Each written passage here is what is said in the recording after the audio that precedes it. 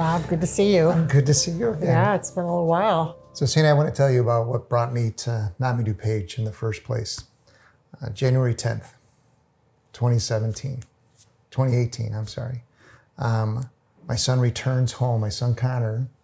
He had just returned home from 8 months in a rehab. Wow. And after years of destroying our family because of his mental health condition and because of his addiction to drugs. And this on top of my middle daughter, Molly, having just recently, right before my son came home, being diagnosed with bipolar 2. Wow. And having my other child, Aaron, being diagnosed with depression and anxiety. Oh, wow. And we found out later on autism. And so, reason why January 10th, we pick him up at the airport and our lives changed. Because the next day we asked the psychiatrist, what do we do? You know, he's back. Yeah. And he left us broken, and we don't know what we're going to get back. And the first thing he said, you got to, get him in to get the right meds. But you have to get into NAMI. And we're like, great, what's NAMI? Yeah. Who ever heard of NAMI Right. before? And so we did that first week in January, from the 10th on, everything changed. Wow. For us. That's fantastic. And we signed up, Margaret and I, we got Connor into their support programs. And the big thing that they told us, go to family to family. And we're like, great, what's family to family? Because we didn't know anything about this bipolar, what that diagnosis meant, what is dual diagnosis. We didn't know any of these terms. And so my wife and I, both being educators, said, okay, let's do it. And so we jumped right in and started with family to family. And I say it's been a love affair ever since. It saved my family. Wow. It saved our marriage. It saved my children. And it saved me. Wow. So that's why NAMI means so much to me, means so much to my family. But that's how we started. Wow. Was January 10th, 2018. That's wonderful. Well, what brought me to NAMI is a little different than you. I just, I was looking for a way to give back. And I got into the NAMI DuPage website and I saw that you could volunteer by being a speaker. And I love to speak.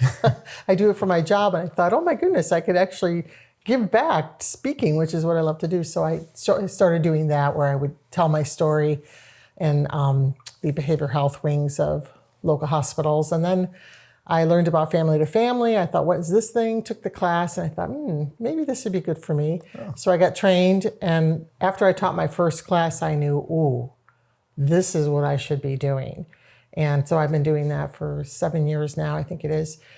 And now I actually also co-lead a support group. So for me, it's about giving back. And I find that kind of heals some of my hurt from what we went through with my family, where there wasn't a NAMI anywhere in the world. And we had very little support. And we were very alone. And to be able to create that support for other people, it just soothes and it heals. And it just blesses me to be able to do that. Yeah, so our whole adventure with mental health started in 1973 when my mother started thinking my dad was in the mafia and that there were bugs in the phone and things like that. She started having paranoia. And then she started hearing voices, and I was about 13 years old. And our family didn't have any idea what this was, what to do with it. And so we were alone dealing with a severe mental illness, which now we know is schizophrenia. And she ended up doing pretty well after a number of suicide attempts. She got to be put into a nursing home, and she accepted treatment. And she lived to 80 years old, which is really great. And she did really, really well. But it had a big effect on me, losing my mother, really, to that illness. And kind of reversing roles, I became kind of the parent of her. And I lost a lot of me. So I had to do a lot of work on that and heal from those effects of losing my nurturer. And I leaned on my grandmothers, but I also did a lot of therapy. And so now I find it helpful to give that to other people, that they don't have to be so alone in going through this, That's a great story. That's beautiful. Thank you. It's kind of does strike a little bit with me as well, is that going to NAMI, it actually brought a lot of trauma for me as well, in the sense of the years of what was not happening and what was not getting help for my son and daughters, my son Connor and my two daughters Molly and Aaron, and the constant struggles, the hurt, the anguish, the pain going through all of that, Right. and it takes a toll on you. Oh, for sure. And it takes a toll on relationships, the relationships of siblings, the relationships of siblings with their mom, with their dad, each one of them, because of the actions of one and the actions of another, and then the actions of another.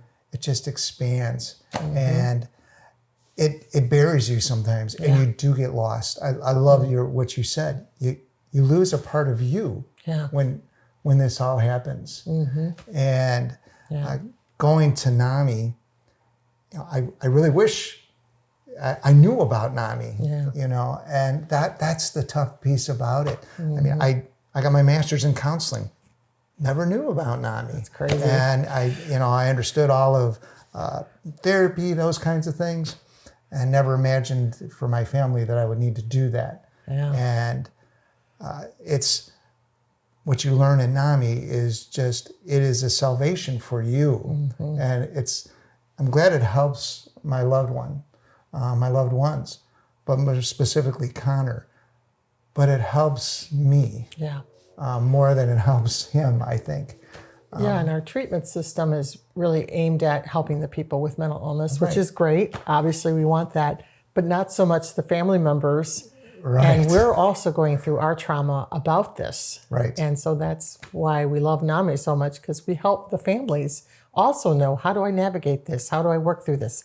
How do I grieve this? How do I celebrate this? Right. And, Well, and touched a nerve again on, when we're teaching the family-to-family class, it always hits a nerve when you hear people's stories, and they tell their brief stories, then they go into it a little bit deeper. And most of the people who are coming to family, I'm feeling, and we've taught 9 classes, I think, or something like that, they're in crisis now, and they want answers now, and they're hurting now at this moment.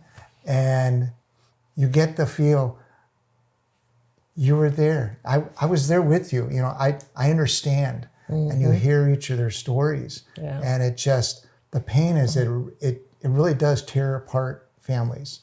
This mental health condition, these mental health conditions. And NAMI puts a really great perspective on it and gives us tools, right? To help not only these families, but to help us, right? I mean, to help you and I deal with, okay, this is what's going on with my son. I get it. I finally get it. And this is how it's helping me too. We teach family to family. You and your partner teach. Me and my wife teach the class.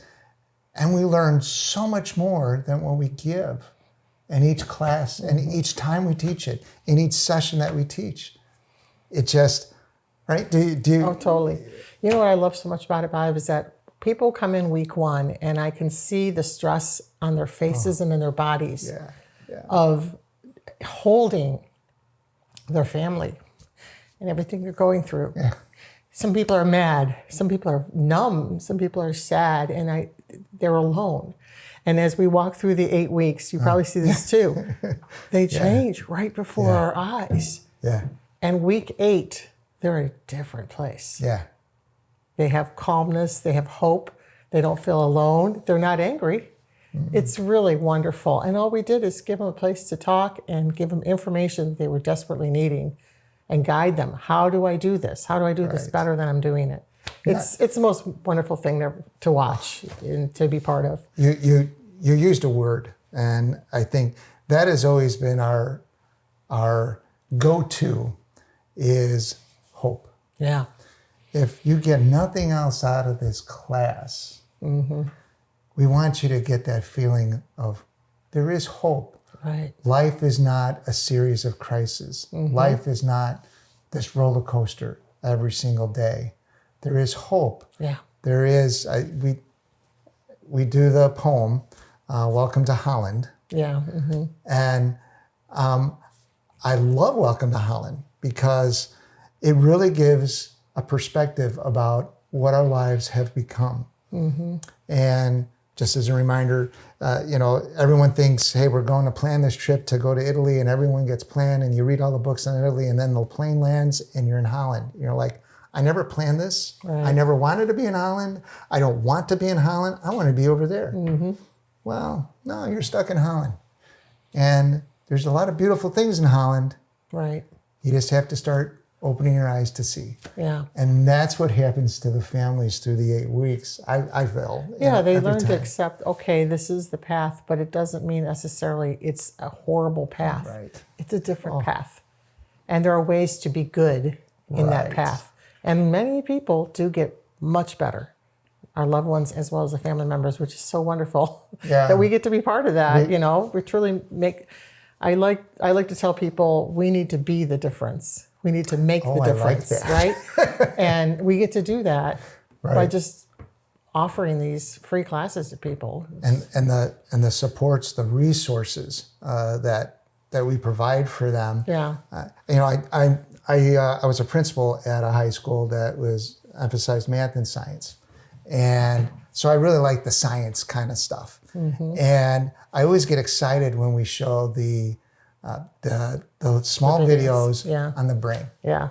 So the reason why I get so excited, so when Margaret and I first took the Family to Family, it was a 12-week class, and we saw these videos, and it was like Yeah. a light bulb just burst open on us, on me, going, I finally get this. so good. I knew about this. I understood it, but finally just seeing it in such a manner of that I could understand it finally. What's going on with all three of my kids' heads? Right. And this is about their brain, and it's about signals not going and not firing right.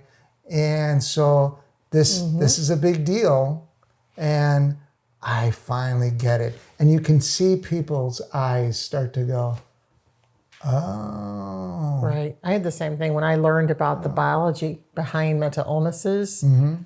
It really helped me understand how much my mom did not have a choice. I mean, you knew it, but when you learn the science of it, you realize who can choose that? Right. Who can choose to decide to hear a voice or not? You can't. The brain did it to her. Right. And because it just had, the functioning was just not quite there. And that's why medication's so great, because it regulates that for her, So once you get that, a lot of that blame, shame, and anger can be let go. Right. Because you realize it just really is an illness. And Right. no one chose it. It is involuntary. I know. I mean, I can recall one couple in our class, and it's been nice for our class because I've gotten to see a lot more couples come rather than just the moms come. Yeah, me And, too. That's really great to see. Yeah, love it. And one couple came in, and at the beginning of the class, our first session, my son's lazy. The dad, he's just lazy. right. He gets a good job. If you just got a job, If you everything get, would get out of everything, the basement. just get out of there. And what's wrong with him? Yep. And still, through the 5th class, still saying the same thing. And on the last class, it was an aha moment for him. All right. He had heard everybody else, and then he just broke down in tears. Aww. Yeah, it was like, and I know, it was a, wow, my son really does have a brain disorder. Right. It's not a choice. It's not a choice. He's not choosing to not go to work, or choosing not to get a job, or choosing not to shower. Right. It's something going on, and I really need to get behind these meds, don't I? That's so good. I really need to get behind that it's okay for him to maybe sleep once in a while. He's got to, and it just was like, that's. Yep. And I've heard from family members telling me that when they change their expectations and their communication, their loved ones actually do better in their recovery, which is the whole reason they're coming. They're thinking, how do I come and fix my loved one? Well, you can't fix your loved one, but you can change how you relate, which creates an environment for health. Right. And it really does make everybody gets better. The whole family system gets better, which is really wonderful. Perfect. I think that's perfect about just if we as family members, our loved ones are not going to change overnight. It's not going to happen like that, boom. Right. So we have to adapt, and we have to adapt through knowledge. We have to adapt through being open.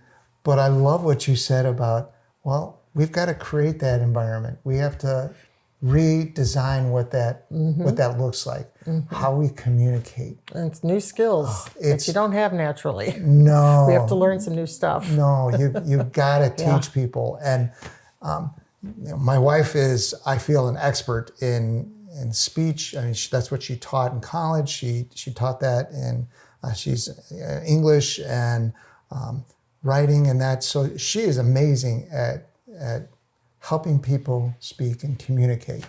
And what she brings to our class for that, and when we do the communications sections, when we help each other, the I statements and the open and closed statements, that type of thing. And it's so nice to see when people try it. And at first it's like, this isn't going to work. But then you get the phone calls, right? Yeah, and they tell you, I tried it. This stuff actually works. And it works, right? Right. It actually My family member works. doesn't respond defensively when I change the way I say things to them. It's just amazing. And it's hard for us as the family members to think that, wait, why do I have to change? Right? It should be them that we have to fix them. Yeah, a lot of times they come in wanting to fix their loved one. Right. When It's not our job to do that. No, it's us that needs to reevaluate and fix us and fix the situation. And how can we help? What I love is that we have more power than we might think. Because our power is in how we communicate and how we love and how we relate. Right. And what we know as well. And all that, when we get to help people grow in all that, they do have power to influence their loved one in a positive way, which is just wonderful. I just love watching that. I think the emotion I see the most when people walk in the door is like overwhelmed and almost like stressed, very, very stressed. Maybe even fear, afraid to talk, afraid to look at it, afraid of what it's going to be. So I think there's a lot of fear that people have when they walk in the door, and which is hard, Right. Right. But as we walk through the material in the class and we talk with them, we watch that melt and heal and get replaced with hope and peace and calmness, really. I'm going to add another word because I love your words with it. I'm going to add another one is I feel sadness. Yeah. Sadness. Good one. Very true. Yes. And desperate. Yes, very good. Is that those two jump on me along with the ones you had shared. Yeah. The sadness of I am hopeless. Yeah. My life has gone down the tubes because of my loved one. And it typically is with their son or daughter. Sometimes it's with their brother or their sister or their brother. Sometimes we've had spouses and parents. And parents, in my case, right? And so, but you're right. That there's a dread when grief they walk in. over they've lost a lot of their loved one. Yeah. And they want to get that back. They want to get it back. And then they're just bummed that this thing has happened, right? Like, why'd I get this? Yeah. Thanks a lot. I don't want this. And a big thing that we say at that first day is, you've done so much. And they're like, I haven't done anything. You showed up to this first class. All right. It's all right. You took a chance to do something with NAMI. You took a chance to further your knowledge, and that gives hope for you and gives hope for your loved one. That's very true. So, Yeah, I love it that NAMI's set up that it's family to family, family members like us teaching this class to family members. We're not therapists or psychiatrists, and we can tell our stories about what we've been through and the suicides attempts we've been through and the hospitalizations and the police and all that stuff. We've lived it ourselves. I think that makes it more, I guess, credible with them that we really do get what they're going through. Because boy, oh boy, have we ever gone through it ourselves. I think it's really wise that it's truly family members helping family members. I couldn't agree with you more. It just adds not only credibility, but when you share your own story in the class. And it's interesting, when Margaret and I share, we each talk about a different child.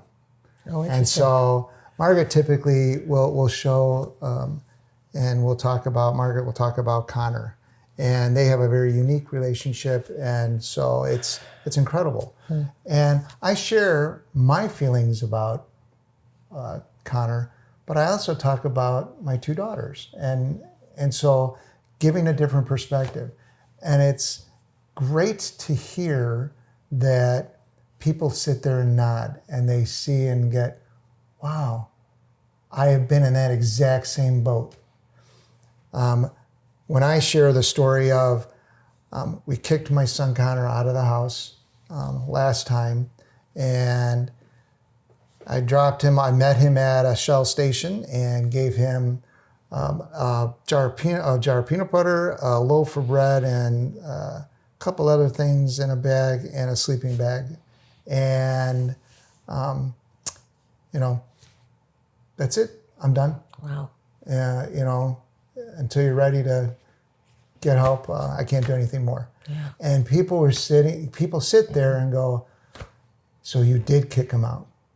How was it? And those are the questions that I then get, and the questions that Margaret gets. So I think it's amazing, as you said, families who have gone through this and are still going through it, because it never ends, that we are able to share our stories and able to share what we have learned and the knowledge and experience that we've gained, so that they can then become experts at this and how they can help others go through what we're going through. And that's what I love about, again, family to family. It's a perpetual building of all of these other people who are in the club. Right. We're all in the club here. And, and so I think it's critical for us to be able to live that and to share that. Yeah, there's a saying that says pain shared is pain halved. Oh. And I think that's part of what we do. Right. Is by letting people talk and be open, and we share our stories, and it leaves a lot of the sadness that people feel, So when I talk about when I kicked my son out, my wife and two daughters have been begging me for doing that for 2 years. Wow. Actually, longer than that. And I was the eternal optimist. And I was I would say, the lone person, because our lives were miserable. And because my son was not well and deteriorating to the point of, it was bad. My wife didn't want to be around the house. And my daughters both away at college, and then, just doing other things, and they're begging their mom and I to, kick him out, hit the road. And I couldn't do it. And I finally did. And the guilt that I had, the guilt that I still have, and it's a different type of guilt now, but the guilt of kicking my son out, was overcome by the guilt of what damage he was doing to my 2 daughters and my wife. And it was the best decision, and I don't regret that decision. The piece I think about every day is I should have done it before. And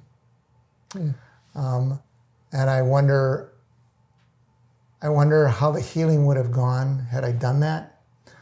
And I don't want you to get the impression because I'm in charge of the house. No, that wasn't it. It was Margaret and I always make our decisions together, and we have to be 100%. And I wasn't 100% in. Yeah. And that realization of I made a mistake. That's where my guilt comes in to this day. Is I'm wrong, and I admit I was wrong, and he needed to be out. He needed to be removed. And it's hard. It was hard.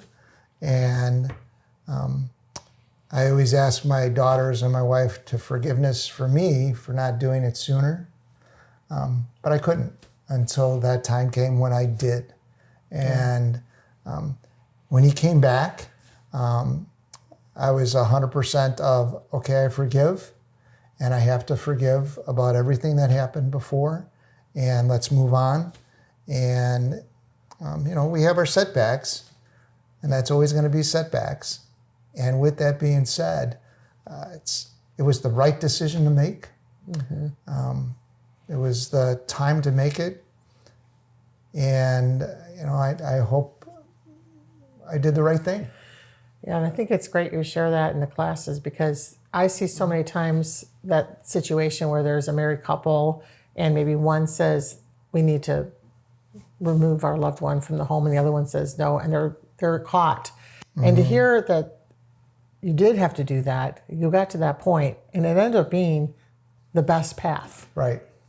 Is great for people to hear. Well, and that's what the questions I then get is, when did you know it was enough was enough? Yeah. And I knew there was a lot of manipulation going on, and I voiced that, and I go, and I just hit a breaking point where you lied the last time, and I you did this with your meds, you did this, and I go, I'm it wasn't getting better. No, it wasn't, and I wasn't helping. Yeah. So when I do share this story about taking stuff to car in a Shell station, and people are like, in the class, every time it's like, oh my gosh, how did you do that? And do you think I can do that? Or do you think, what goes on? And I always let people know it's hard. Yeah. And you have to follow through, and you have to stick to your guns. And I'm glad I did stick to my guns. Yeah. And when he called and said, can I come back? And I said, no. And when he pulled in the driveway, I said, turn around and leave. You're not allowed here. Yeah, because I think one thing that we observe is sometimes we mean well, but we're actually enabling them to stay sick. Yep. And yes. Doing that sometimes is the best path to pushing them to wellness. Right. And he wasn't ready. And every single person, they've got to be ready. And so in the class, it's, people do relate to that. Should I kick my kid out or should I not? Right. I can't leave them. And my response is, yes, you can. Yeah. I'm a living testament of, I'm the epitome of optimism. I think the positive of everybody, and I always think things are rosy, and they're not. And so, I can just tell you it is the right thing to do, and you know when it is, and don't go back. Yeah. Don't. That's my lesson to them. It's not so much the act of doing it, but it's the act of following through. Yeah. The act of saying, no, I'm not paying for your bills anymore. No, I'm not helping you out anymore. I'm done. And when they come back, with a great story that's saying that, no, until you're ready to get the help you need, I'm here for you to get the help, but I'm not here for you to punch me again in a mental or emotional state. Right. I'm not here as your ATM.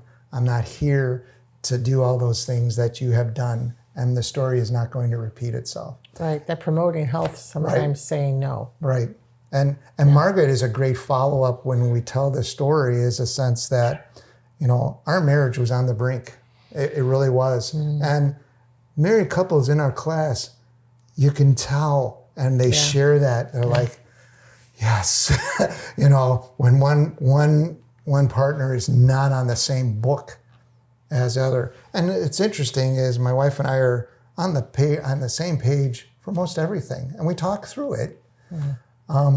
This was one thing that we just weren't, and I always share to people, you got to get on the same page. And when you're not, I like the word I like what you said.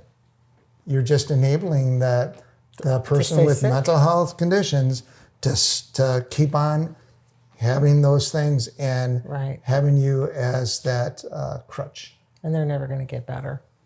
Probably not. Probably not. Let's put it that way. Yes, probably not. And we're doing the exact opposite of what we want. Right. We're not helping, actually. Right. Yeah, for me, volunteering for NAMI has been healing for me, because I didn't have anybody to help me when I was this 14-year-old kid living with my mother with psychosis, right? And to be with people now, it sort of heals that kid inside of me. It's amazing. And that's so beautiful for me. And then I just find it deeply fulfilling. I tell people, outside of playing with my grandchildren, my favorite thing to do is teach family to family. Because watching that process of transformation, it's just, to me, the coolest thing to experience. And it's deeply fulfilling. And it just, I say it takes my pain and puts it into purpose. And that is, it's just good inside. I don't know how to word it. It's good for the soul, and it's healing. It's joyful, for me. I love that you said, it's healing for you. And the transformation, I like that word, transformation. Yeah. Because you see the transformation of most everybody in the class. There's a couple times when you're still like, you really are not truly getting what we're talking about. They're just not ready for that. Right. They're not, they may not, and that's okay. And we talk about that too in the last day. And I also want to use the word transformation for us. Yeah. Because every single class, Margaret and I talk about, after every single session, we are mentally, emotionally, and physically wiped out. 9 o'clock comes, if we're at our site, it's great that we're able to process together as we drive home, but then we're up for 2 hours because we're still kind of stirred up. Yeah. And then at the end of the 8 weeks, we are incredibly relieved and, again, emotionally drained and fulfilled, because we are hoping that, and we have gotten feedback on this, that we're educators. And so we want people to learn. We want people to understand. We want people to share this knowledge. And that's when we find out that they do. That's, I feel, the most gratifying piece, is when they start talking with somebody else, or they say, hey, have you heard of NAMI, to somebody else. They'll call, usually 90% of the people call Margaret, which I like because I'm an introvert. So it's nice. She's our extrovert. And they call her and, hey, this friend of mine is, saying this and this and this, and I recommended them to take family to family. Margaret goes, perfect.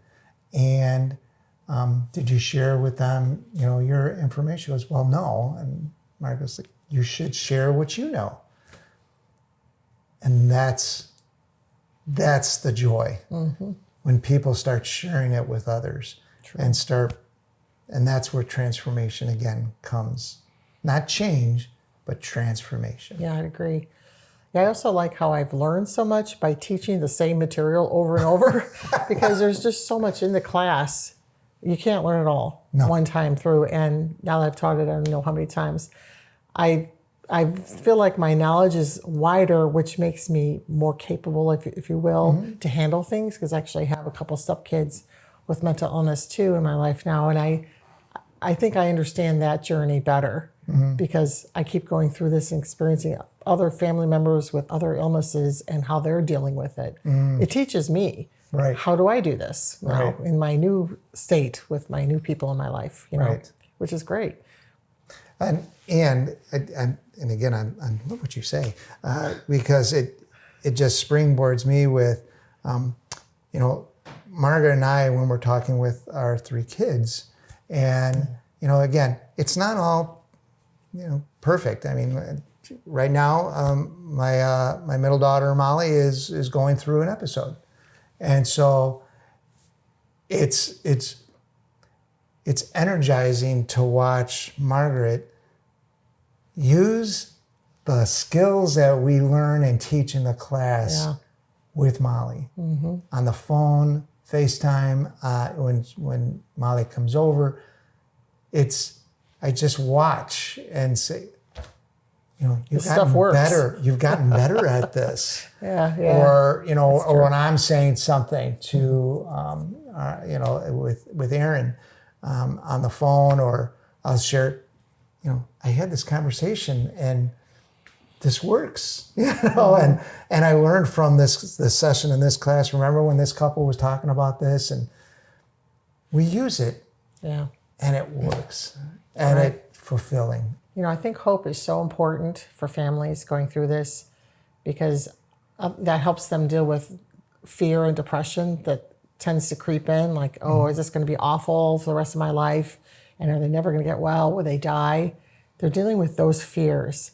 And when we tell them stories of recovery and how there are tools to deal with this in a way that can be positive, that hope allows them to not be depressed and not have that fear, but let go of that and realize, I can maybe do something here. And it truly might make a difference. It's wonderful to see that happen. Completely agree. You know, you flip from hopeless to hope. And I go back to our very first group session or the first class that we taught, and there was a woman to my left. She always sat to my left, and she was there for her boyfriend. And what she said was, when I walked into this class, I didn't think this was for me because everyone else had about their son or daughter, and I was here for my boyfriend. And then she goes, and then as the classes went, I love this man with all my heart, but I didn't see a future. That's true. That's a good one. Now I do. Yeah, there you go. And that is hope. And that is, you know, you can use hope in so many different ways, but that to me is the epitome of you have a chance to make things a little bit better. The sadness a little bit less sad. Right. The anger a little less anger. And possibly even having a joyful Christmas where no one explodes or someone doesn't have an episode, or an enjoyable meal together without something happening, without dreading to get together. That's what I feel is the great thing about having this thing called hope. And one more piece about this, and the hope of once they go through recovery and they're doing our loved one is doing the medications, they're seeing their therapists, they have the family support, and my wife and I are also faith. We bring faith into where we support a higher power for us. And it's not going to be great every day. Like I said, my daughter's right in the middle of an episode right now, an manic episode, or a depression episode. And so things change. And I'm equipped with the education and I'm equipped with the knowledge to know that it's not going to go back to where it was. We're just going to move forward. Yeah. It's always moving forward. Again, that's hope. You can always move forward. There may be some side steps, and I'm not going to use the word back steps, but there's side steps that they have to take. This is a mental health condition. This is something they live with for the rest of their lives. And we learn and we know that things are going to be okay. Right. And that's what we give our participants. It's going to be okay. It's going to be better.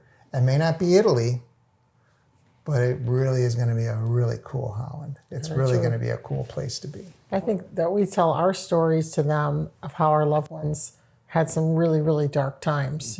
And it was hard for us, dark for us.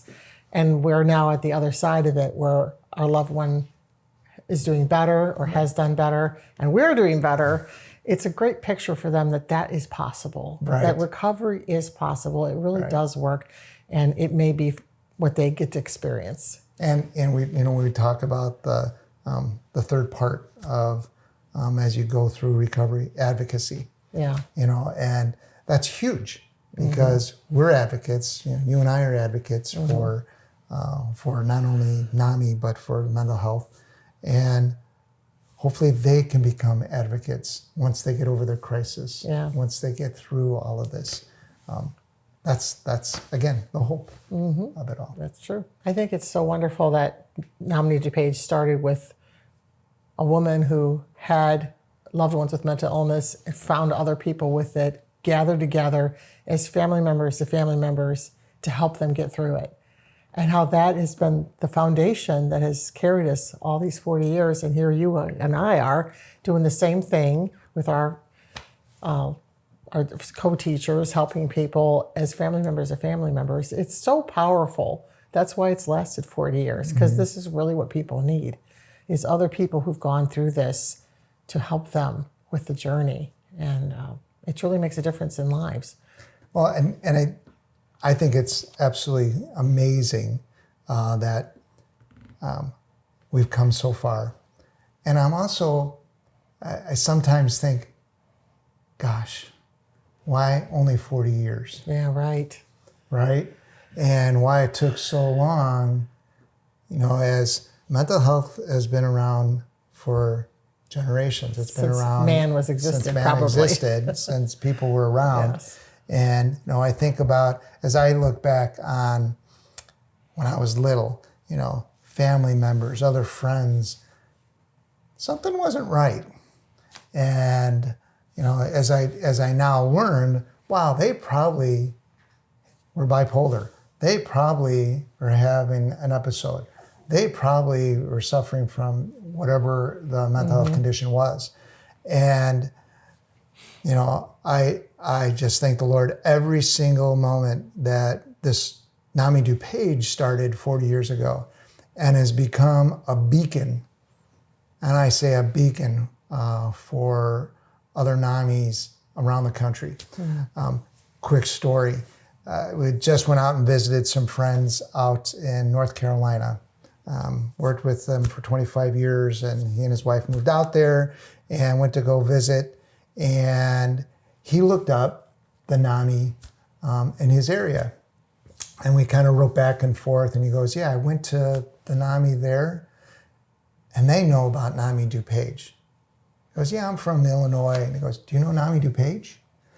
And so he talked about me, me and my wife, about how we are involved, and they're like, no, NAMI DuPage is, we take what they do and we try to implement programs here. Wow. And so it was just it was a nice friendly reminder of what NAMI DuPage actually does, not only for the residents of DuPage, but for the country. Yeah. Around the United States and, in a couple other spots outside the United States, obviously. But for us to be around for 40 years and spreading this knowledge and spreading the education and the resources that are available for not only our loved ones, but for us as family members. Right. And the supports that are provided is just, I say it's top notch. It's just a class act. And I feel proud to be a volunteer with NAMI DuPage. Whenever I talk with other people, I always try to get in. Yeah, I'm a volunteer at NAMI DuPage. What's NAMI DuPage? That's good. Oh, great. Let me tell you what NAMI DuPage is, kind of thing. And so from its humble beginnings, as you said, from around the table to what it is today, and you and I being fortunate enough to be able to teach the class, to learn about the class, and to help others be advocates for this thing called mental illness. I feel blessed, I feel honored, and I feel fortunate enough to be able to do that. And every teacher I meet, when we got together last summer, it was like, wow, here are other cool people who really do a lot for others. And I think back to when my mom first showed signs of mental illness. It was 1973. And NAMI didn't exist anywhere in the planet. Not till 79 did it start nationally. And so we went through all that with nothing, no help. And it was really difficult. We were very lost. And so I'm just so happy that we have NAMI nationally, and people can take advantage of our support anywhere in the world. And I hope for people to learn about that so they don't live like we did. Because people do today because they don't know about NAMI. That we are here today for them, and it doesn't have to be like 1973 or earlier. When there were our NAMI chapters everywhere. So I got my master's in counseling in the early 90s. Never hearing about what NAMI is or anything like that. Yes. And my son Connor does work with NAMI. He goes into the high schools and talks about NAMI.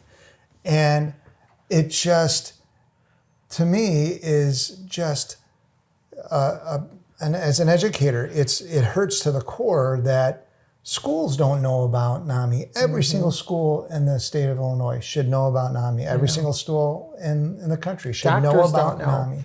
Doctors don't know. I saw my primary care doctor, and I told her that I do this volunteer work. Yeah. She said, "Oh, that sounds great. Bring some pamphlets."